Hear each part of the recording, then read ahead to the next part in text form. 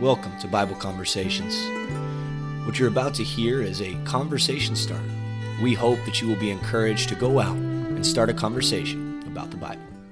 There was a book written by Thomas Paine back in 1776 entitled Common Sense.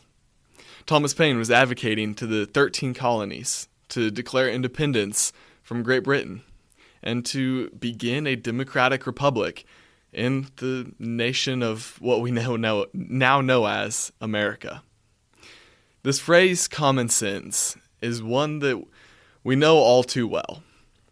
But its origins go back even before Thomas Paine penned that famous pamphlet. You see, the origins of this phrase, common sense, go back all the way to the 14th century. It was a term that was used to describe the sum of all of your senses, your sight, your smell, your taste, your touch, your hearing. And when you use all of those, you're using your common sense, also known as your heart. By the 16th century, the phrase began to morph into what was just known as plain wisdom everyone possesses. But today, we don't use our common sense as much as we should. Many people find themselves using what I like to call as community sense. It's when an organization or a celebrity or a sports idol declares something that they believe, some opinion that they have, and everyone decides to use their community sense and jump on board. The very sad thing, though, that we face when we try to use community sense is that God is often left out of the picture.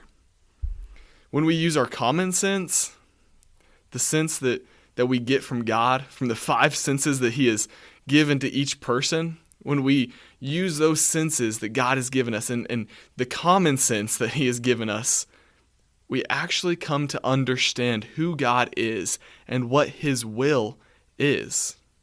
In Romans chapter 1, verse 20, it reads, "For His invisible attributes, namely His eternal power and divine nature, have been clearly perceived ever since the creation of the world in the things that have been made." God reveals Himself to creation through creation.